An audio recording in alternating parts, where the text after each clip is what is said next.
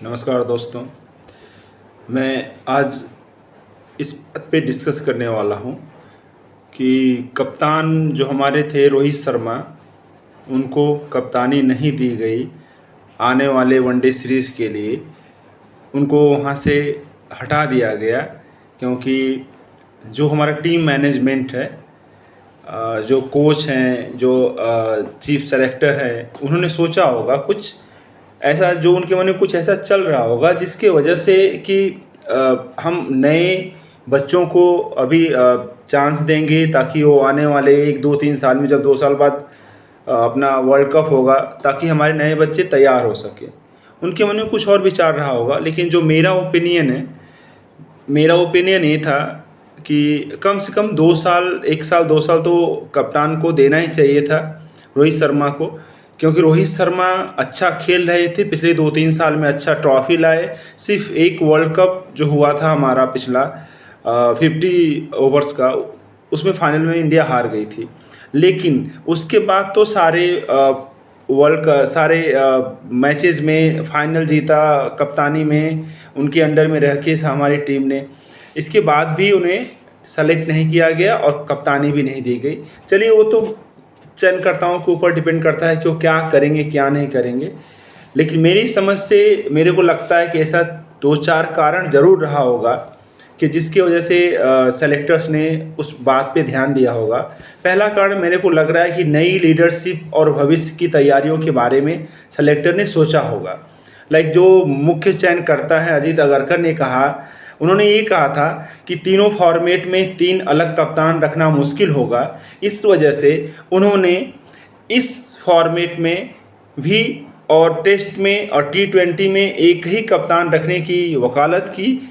इसलिए अब एक नए कप्तान का नाम शुभमन गिल को दिया गया और उनको मौका दिया गया एज ए कैप्टन कि अब शुभमन गिल ही 2027 के वर्ल्ड कप तक अपनी कप्तानी करेंगे और एज ए कप्तान अपने टीम को सपोर्ट करेंगे और टीम को तैयार भी करेंगे।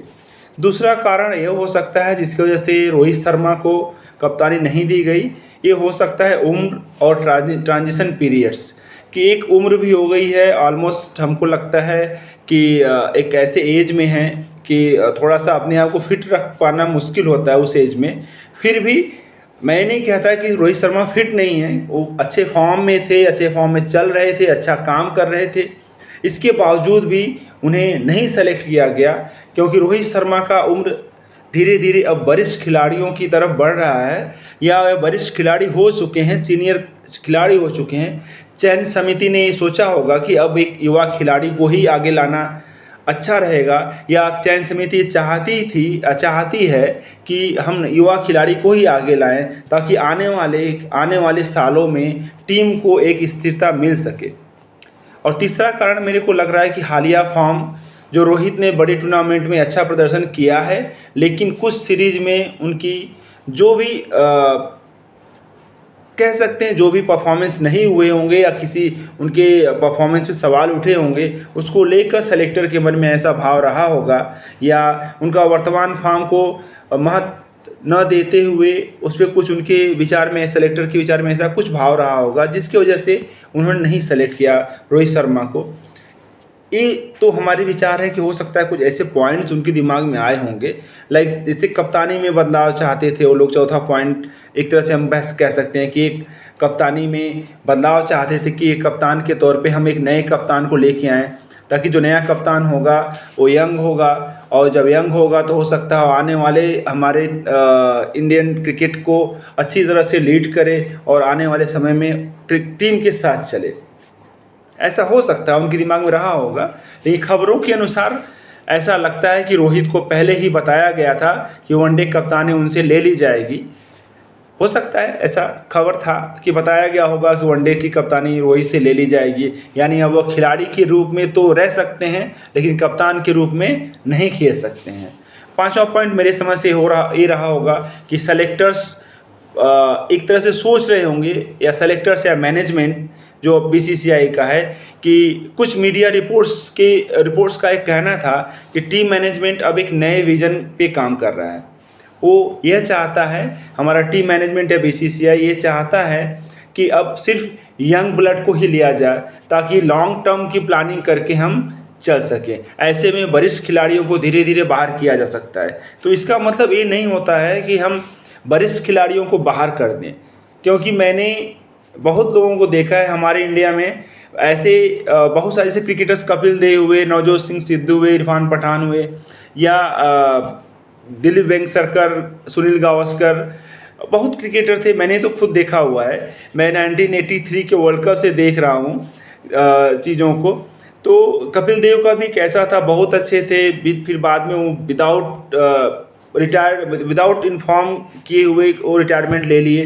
रिटायरमेंट लेने का भी एक रीज़न, क्योंकि जैसे जो भी खिलाड़ी अपने देश के लिए इतना अच्छा कर दिया, इतनी अच्छी परफॉर्मेंस दी है, इतना अपना क्वालिटी डेज दिया है देश के लिए, क्या उसको हमारा मैनेजमेंट एक लास्ट मौका दे के उनसे ये नहीं कह सकता है कि ये आपके लिए लास्ट मैच है, आप अपने इस मैच में परफॉर्म करें या ना करें, लेकिन हम आपसे ये कहते हैं कि ये आप अपने रिटायरमेंट का घोषणा कर दें इस मैच में।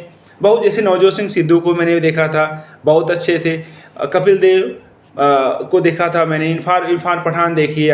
आप कोई भी खिलाड़ी हो, कुछ एक दो खिलाड़ी को छोड़ के जिन्होंने लास्ट के मैच खेले और लास्ट के मैच में अपने आप को रिटायरमेंट के लिए कहा कि नहीं, अब ये मेरा लास्ट मैच है, इस मैच के बाद हम नहीं खेलेंगे।